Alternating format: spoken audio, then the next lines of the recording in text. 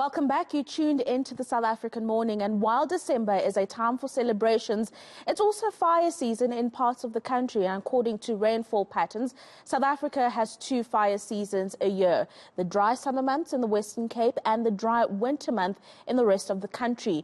Let's talk more about how the public can keep safe during these periods, and I'm joined by Trevor Abrahams, Director at Working on a Fire. Many thanks for your time this morning, Trevor. I'm wondering if it would be different this time around, just given the levels of rain that we've been receiving across the country. Hi, good morning. Yes, the rain has sort of dampened the fire season, if you like, but that has not removed the fire season. I mean, right now, we're starting to see a very strong wind blowing here in Cape Town. And what that does, in fact, is dry out the vegetation again. Rain often also promotes the growth of new vegetation, and then after the rain, once the heat and the wind settles in, as it does in the Western Cape, you have all of that dried out and you have tinder ready to burn.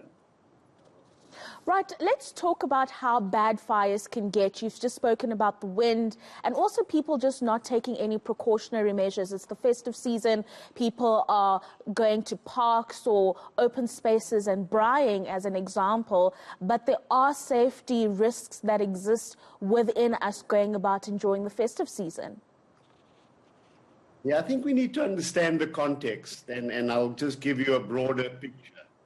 Some researchers in Alberta, in Canada, have just published a report which says the 8 worst fire seasons globally has happened in the last decade. In other words, 8 of the last 10 years have seen the worst fire seasons ever globally. So not just simply the Western Cape.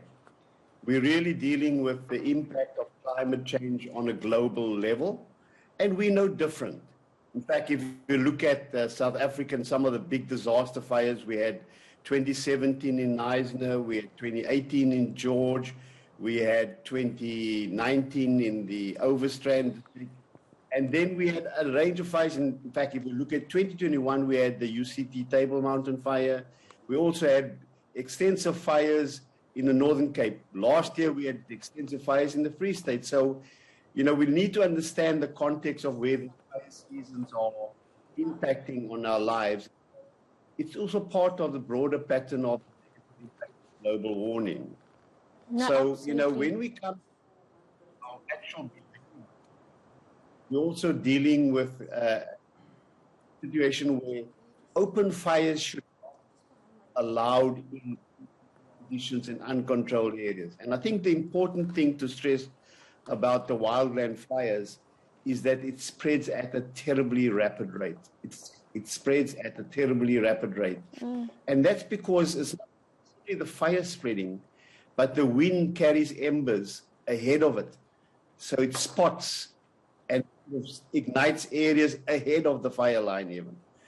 So it's a very dangerous situation for people in that, you know, you might be observing a fire, but spotting can actually bring embers right around you at any point in time. Absolutely. Let's speak about resources, the capacity to deal with these raging fires. You usually have community members getting involved, working with firefighters and like. Are we ready as a country for these seasons? There are various instances where it seems as though we get caught off guard with the knowledge that this is something that happens seasonally. Well, there are two sides to that story. One, the Veld and Forest Fire Act actually puts the responsibility of managing fires on landowners.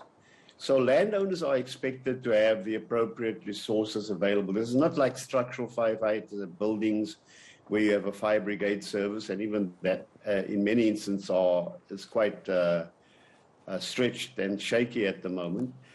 But you have your landowners responsible and also responsibility to belong to fire protection associations. Now, that's very uneven across the country. Fortunately, I think government has invested in an expanded public program, the Working on Fire program. And through that program, we've employed some 5,000 people across the country, and they are located at bases in fire-prone areas. Now, what that's also given us the capacity is that in the case of the Western Cape, where we have quite an intense fire season, we typically move 5 teams of 25 people from other parts of the country which are not in fire season. We bring them down to the Western Cape and base them here to try and increase our capacity, as well as moving our aerial resources into the area, our UE helicopters, our bombers, our spotter aircraft. So we have a whole suite of resources available to deal with it in the area. Ours is a capacity which has been recognized globally, to the point where you may be remembering that we came back on September 109 of our personnel from Canada. This was the 4th deployment to Canada. So yes, on the one hand, it's an area of management which falls on the shoulders of the landowners.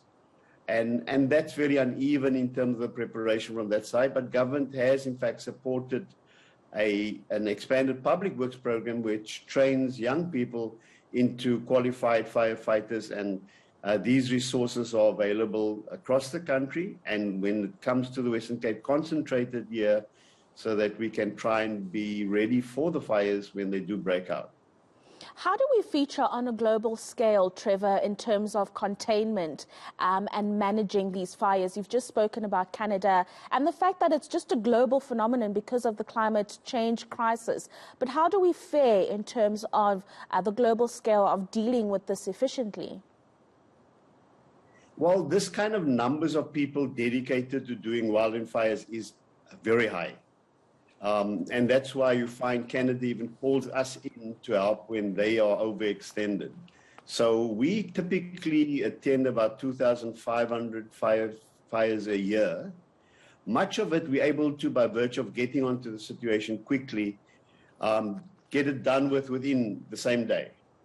So that's one of the big advantages, that by being spread so broadly at 225 bases across the country, we're able to get to a fire and put it out quickly.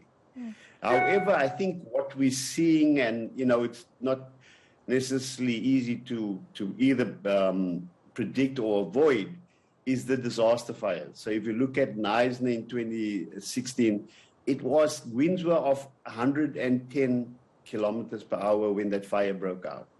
Now, there's not much you can do in a situation like that when a fire does break out. You can put your resources, as we did for more than 2 weeks in Knysna at that particular point in time. And unfortunately, we lost 6 lives. We lost 800 structures in that fire. But, the disaster fires, which is in fact catching the attention of the world. Of course, one side of the equation is the preventative work. And that's where the working on fire also goes into communities, to schools. We also deal with our educators, and we give them fire awareness training in terms of what we can do to mitigate disaster. So at the community level, we stress things like removing debris near houses so that you can, in fact, prevent a fire coming close to dwellings. We teach children in the schools about drop and roll, stop, drop and roll. So if they do get caught in a fire. So that's some of the preventive. The other sort of more technical preventative work is where we call fuel load reduction. So we either get involved in doing fire breaks to limit the spread of fires, or we reduce fuel in a particular area of vegetation which is going. So in the Western Cape, where you have the Fynbos region, those biomes require fire every 10 to 15 years. So it's important that you also do burn regularly. It promotes new growth, but it also removes the excessive dead growth, which obviously is tinder and fuel for fire when it does break out. The third sort of leg of what we can do in prevention is alien invasive eradication, and that is vegetation which is not normally from this part of the world, been imported in some form, and often overtakes the local vegetation. And many of them are actually very, very prone to spreading the fire. They burn much hotter. And around the fires on Table Mountain in 2015, We saw incredible evidence of alien vegetation burning where you get white marks from the heat that's generated from such fire. So there's a suite of activities one can, in fact, engage in to try and limit the impact of wildland fires. No, absolutely, and very encouraging to know that we actually perform at a world standard when it comes to dealing with disasters of this nature. Working on Fire Director Trevor Abrahams talking us through fire season and how we can do our part to make sure that we can limit the damage as much as possible.